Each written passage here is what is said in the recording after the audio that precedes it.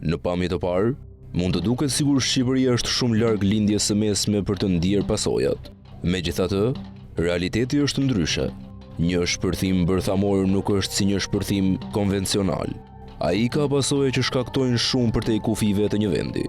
Efektet e një bombe bërthamore përfshin jo vetëm shkatërimin e menjëhershëm fizik dhe humbjet e mëdha në jetë njerëzore, por edhe çlirimin e një sasie të madhe rrezatimi ionizues, që përhapet në atmosferë në formën e një reje radioaktive. Kjo re mund të udhëtojë mijëra kilometra, varësisht nga drejtimi i erës, lagështira e ajrit dhe faktorë të tjerë meteorologjik.